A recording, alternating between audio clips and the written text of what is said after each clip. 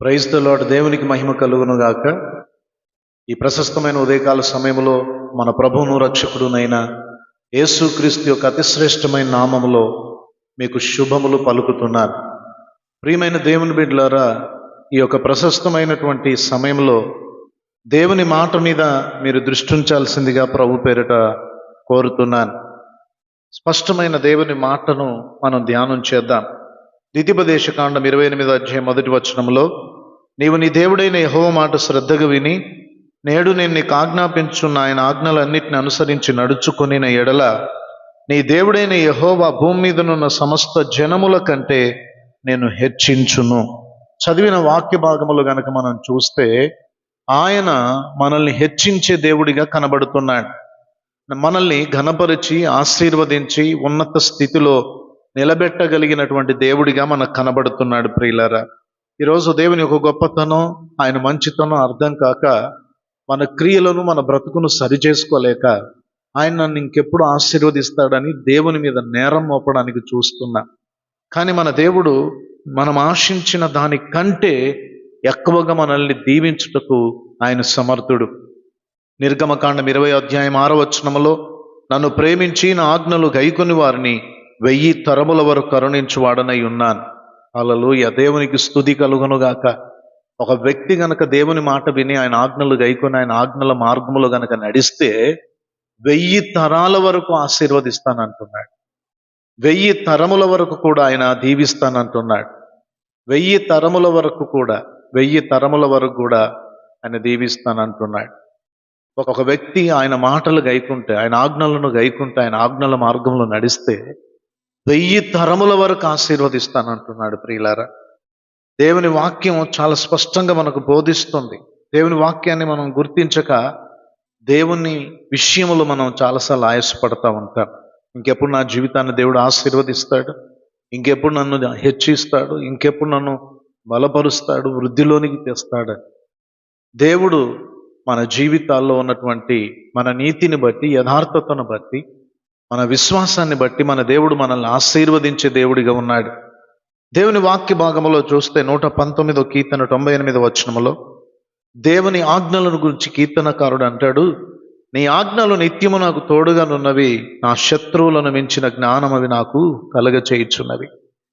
ఈరోజు దేవుని ఆజ్ఞలు మనం హెచ్చించబడుట కొరకే కాదు, దేవుని యొక్క జ్ఞానమును పొందడానికి కూడా అవి ఎంతో ప్రయోజనకరమైనవి. కనుక దేవుని ధర్మశాస్త్రములో అనగా దేవుని పరిశుద్ధ గ్రంథములో లేఖనాల్లో ఉన్న దేవుని ప్రతి ఆజ్ఞను మనం గైకొనగలిగితే దేవుడు మనల్ని ఆశీర్వదిస్తాడు. దేవుని యొక్క వాక్య భాగములో మనం చూస్తే 119వ కీర్తన 127వ వచనములో, బంగారు కంటెను అపరంజి కంటెను నీ ఆజ్ఞలు నాకు ప్రియముగానున్నవని చెబుతున్న మాటలు కనబడుతున్నాయి. ఈరోజు ఆశీర్వాదాలు ఇష్టమే, అభివృద్ధి ఇష్టమే, హెచ్చింపు ఇష్టమే, ఘనత ఇష్టమే, కానీ ఆజ్ఞలు గైకొనుట అనే విషయానికి వచ్చినప్పుడు చాలా భారమైనవిగా మనం ఆలోచిస్తాం. దేవుని ఆజ్ఞలు ఎప్పుడు కూడా భారమైనవి కాదండి. దేవుణ్ణి ప్రేమించే హృదయం నీకుంటే దేవుని ఆజ్ఞలు నీకు ప్రియమైనవిగా ఉంటాయి. బంగారము కంటేను అపరంజి కంటేను అవి నాకు ప్రియమైనవని కీర్తనకారుడు చెబుతున్నట్లుగా నీవు కూడా చెప్పగలవు దేవుని వాక్యాన్ని, ఆయన ఆజ్ఞలను నువ్వు ప్రేమించినప్పుడు. ప్రియులారా, 119వ కీర్తన 143వ వచనంలో, శ్రమయు వేదనయు నన్ను పట్టి ఉన్నవి, అయినను నీ ఆజ్ఞలు నాకు సంతోషము కలగజేయుచున్నవి అంటున్నారు. ఈరోజు అవి జ్ఞానమునివ్వడమే కాదు, ఈరోజు అవి ఆజ్ఞలు మనకు తోడుగా ఉండడమే కాదు, ఆజ్ఞలు గైకొనడం ద్వారా హెచ్చింపును, ఘనతను, ఒక పరిపూర్ణమైన ఆశీర్వాదాన్ని దేవుడు మనకి ఇవ్వడానికి ఇష్టపడుతుంటున్నాడు. అంతేకాకుండా శ్రమ, వేదన మన జీవితంలో కలుగుతున్నప్పుడు దేవుని ఎదుట యథార్థంగా దేవుని ఆజ్ఞలను గైకొని వారిగా మనం గనక నిలబడగలిగితే దేవుడు ఆ శ్రమను, వేదనను సంతోషంగా మారుస్తాడంట. 119వ కీర్తన 143వ వచనములో, శ్రమయు వేదనయు నన్ను పట్టి ఉన్నవి, అయినను నీ ఆజ్ఞలు నాకు సంతోషమును కలగజేయుచున్నవి. అంటే నీ విశ్వాసాన్ని బలపరుస్తాయి, నీకు నిరీక్షణను కలగజేస్తాయి, నీ జీవితంలో దేవుని మీద ఆధారపడడానికి నీకు నేర్పిస్తాయి. అటు శ్రేష్టమైనటువంటి దేవుని వాక్కులను, ఆయన వాక్యములను, ఆయన ఆజ్ఞలను నువ్వు ఎప్పుడు కూడా తేలికవిగా, భారమైనవిగా, బరువైనవిగా నువ్వు ఆలోచించవద్దు. ఈరోజు నీ దేవుడు సియోన్లో నుండి నిన్ను ఆశీర్వదిస్తాడు. నేను అన్ని విషయాల్లో ఆశీర్వాదకరంగా అనేక జనములకు దీవెనకరంగా చేస్తాడు. కానీ నువ్వు చేయాల్సిందల్లా ఒకటే, ఆయన ఆజ్ఞలను గైకొనాలి, ఆయన ఆజ్ఞల మార్గములో నడవాలి. ఈ మాటలు వింటున్న నీ జీవితంలో దేవుని ఆజ్ఞలను ప్రియమైనవిగా నువ్వు చూడగలిగితే, ఆజ్ఞలను గైకొనగలిగితే నువ్వు ఎంత ఆశీర్వదించబడతావో. దేవుని మాట విన్న అబ్రహామును దేవుడు అన్ని విషయాల్లో గొప్పవాడిగా చేశాడు. అతడు దేవుడు సెలవిచ్చినట్లుగా దేవుని మార్గములో నడిచాడు గనక ప్రతి సందర్భములో విధేయత చూపాడు. తన కుమారుని ఇవ్వడానికి ఇష్టపడ్డాడు. బంధువులను విడిచిపెట్టమంటే విడిచిపెట్టాడు. తన తండ్రి ఇంటి వాడిని విడిచిపెట్టమంటే విడిచిపెట్టాడు. తనున్న దేశమును విడిచిపెట్టిరా, నేను నీకు చూపించు మార్గములో నడుమంటే తాను ఎక్కడికి వెళ్ళుచున్నాడో అది తెలియకపోయినా విశ్వాసముతో దేవుని మాటకు విధేయత చూపిన వాడు బయలుదేరాడు.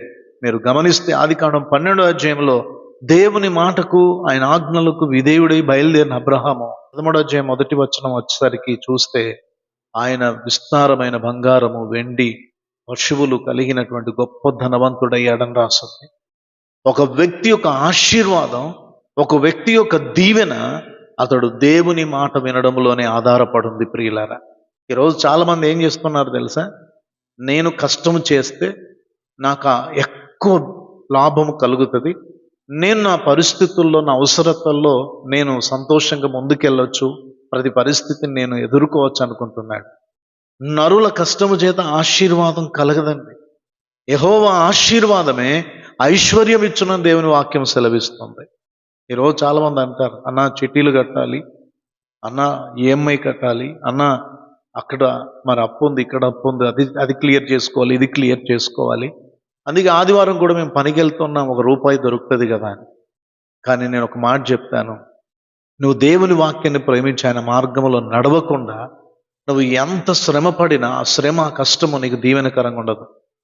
దేవుడు 128వ కీర్తనలు అంటాడు, నీ చేతుల కష్టార్జితము నువ్వు అనుభవించదు అన్నాడు. ఆ వాగ్దానం ఎప్పుడు నీ జీవితంలో కలుగుతుందంటే 128వ కీర్తన 1వ వచనంలో, యెహోవా యందు భయభక్తులు కలిగి ఆయన మార్గములో నడుచువారందరూ ధన్యులు, అటువంటి వారు అందరూ కూడా ఇలాగున ఆశీర్వదింపబడతారని ఆడ కుటుంబ జీవితానికి కావలసిన ప్రతి ఆశీర్వాదాన్ని గురించి ప్రభు సెలవిచ్చాడు. కనుక ఆశీర్వాదం దేవుడు ఇస్తాడు, అది పొందుకునేది నీ చేతిలో ఉంది. ఆ పొందుకునే మార్గం కష్టతరమైంది కాదు, దేవుని ఆజ్ఞలను గైకొనడమే. అదొక్కడి గనక నువ్వు ఆలోచించుకొని దేవునికి విధేయత చూపగలిగితే, ద్వితీయోపదేశకాండం 28వ అధ్యాయంలో మొదటి 14 వచనాల్లో ఉన్న ప్రతి ఆశీర్వాదం నిన్ను వెంబడించడం మొదలు పెడుతుంది. నువ్వు ఆశీర్వాదాల కొరకు అటు ఇటు పరిగెత్తనక్కర్లేదు. దేవుని ఆజ్ఞల మార్గంలో నువ్వు నడుస్తున్నప్పుడు ఆ ఆశీర్వాదాలే నేను వెతుక్కుంటూ నువ్వు వెనకాల వస్తాయి. ఈ విషయాన్ని కనుక నువ్వు అర్థం చేసుకోగలిగితే, ఈ యొక్క ఉదయం దేవుడు మాట్లాడుతున్న ఈ మాటల మీద నువ్వు శ్రద్ధ నిలపగలిగితే దేవుడు తప్పకుండా నిన్ను ఆశీర్వదిస్తాడు. దేవుడు నిన్ను అత్యధికంగా అన్ని విషయాల్లో మిమ్మల్ని ఆశీర్వదించాలని, మీ వస్తువాహనాలను, మీ పాడి పశువులను, మీ వ్యవసాయమును, మీ ఉద్యోగమును, మీ వ్యాపారమును, మీ సంతానమును, మీ కుటుంబమును, మీ యావదాస్తిని ఆయన దీవించాలని కోరుకుంటూ ఈ మాటలు ముగిస్తున్నాను. ప్రభు మాటలకు, ఆయన ఆజ్ఞలకు విధేయత చూపండి, తద్వారా వచ్చే ఆశీర్వాదాలు పొందండి. ప్రభుకు మహిమ కలుగునుగాక. ఆమేన్, ఆమేన్, ఆమేన్.